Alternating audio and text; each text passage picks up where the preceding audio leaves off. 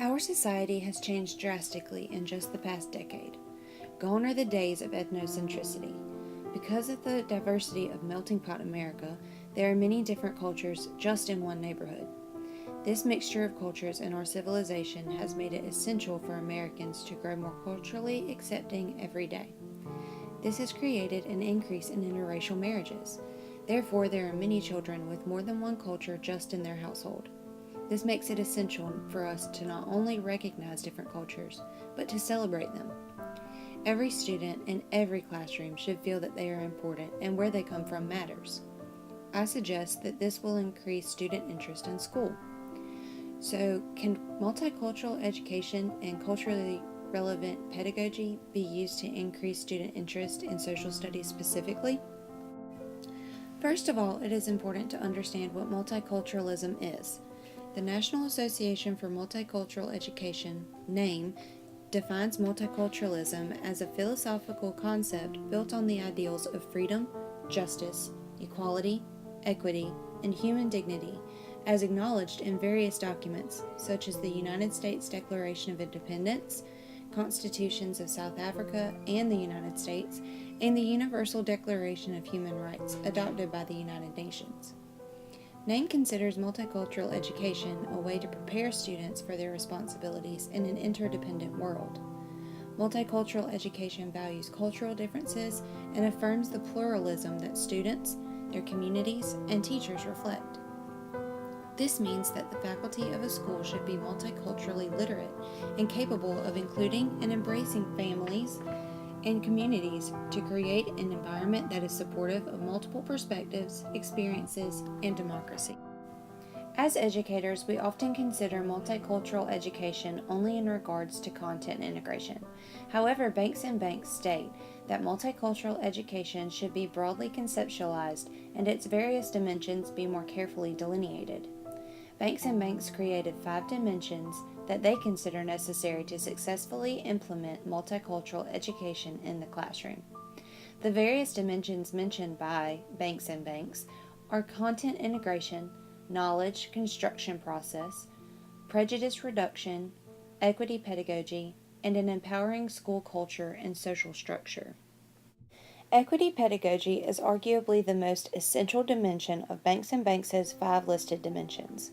Equity pedagogy is simply teaching strategies in classroom environments that help students from diverse racial, ethnic, and cultural groups attain the knowledge, skills, and attitudes needed to function effectively within and help create and perpetuate a just, humane, democratic society.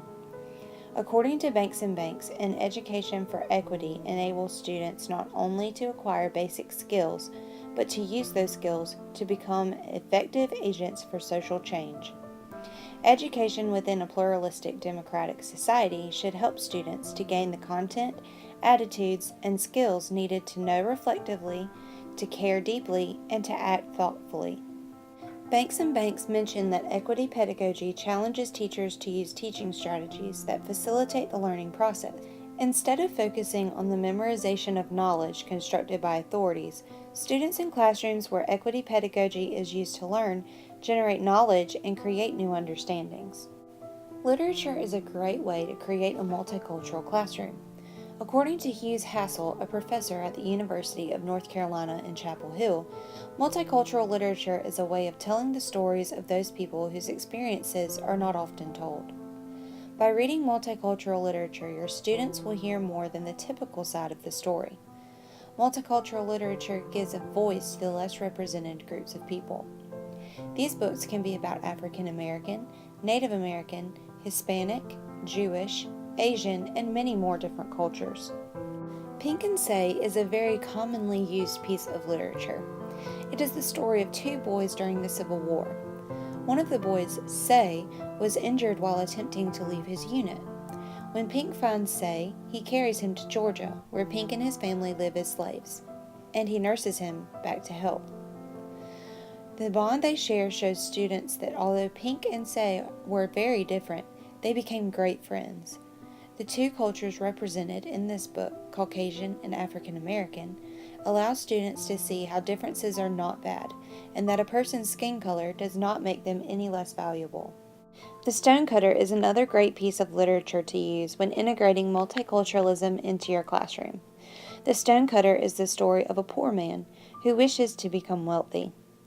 After his wish is granted, he sees that he is still unsatisfied. Eventually, the stonecutter realizes that the things he had before the wish were enough.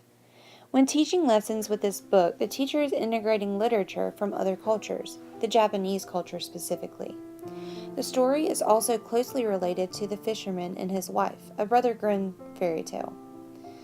Teachers can use this similarity in the stories to show that although people may do things differently than us, their values are often very similar to our own. Now that we know what multicultural education is and a few examples of multicultural literature, how can we make multicultural education a part of our classroom? I may know what CPR is, but unless I know how to implement it, I will not be able to help. So as educators, we must know of ways to integrate multicultural education into our lessons. There are many ways to implement multicultural education in the classroom. One example of integration into lessons is requiring the students to look at multiple perspectives in a situation. According to Galzinski, Sankaraki, and Ghosh, professors at McGill University, it is necessary for multicultural education to tap into the consciousness of both dominant and subordinate groups in order to challenge the status quo when implementing multicultural education. This means that it is extremely important to look at multiple perspectives of a certain situation. Teachers must get students into the habit of thinking critically about their positionality in terms of political factors like race, gender, and class so that they can work to affect their own educational opportunities and life chances. In order to create students that will be active members of society, the development of critical questioning and critical consciousness is absolutely crucial for those who either have learned to accept the status quo or have accepted that they are powerless to do anything about it. This is particularly important when it comes to social studies. There are many different people groups discussed in social studies lessons, but often the only story told is the story of the dominant group. Students in a social studies classroom which implements multicultural education will be able to see the story from multiple sides, not just the side of the victorious. Another way to implement multicultural education in the classroom is through group activities. Blass, professor at Washburn University, suggests letting students work in small groups, where students who are learning English may practice their skills. Blass also mentions that rather than letting students select their own groups, which will generally be made up of their own cultures and friends, assign groups and mix cultures. This will give students the opportunity to learn more about other cultures. Once again, this is extremely important in a social studies classroom. By allowing the students to mix with other students, they are building their social skills, a vital part of social studies. The students in these groups create friendships with people they normally would not because they are of a different race, ethnicity, or even gender. Giving each of our students a sense of pride for their culture will boost their self-esteem and in turn improve their skills in the classroom. As educators, we are called to help all students, regardless of their skin color or where their family is from. If we model acceptance and kindness toward our students who are not typical Caucasian students, the rest of the class will follow suit. Every child deserves a chance to learn on an equal playing field, and multicultural education makes that possible. Teachers should look beyond the physical characteristics of students and consider the complexity of their individual experiences.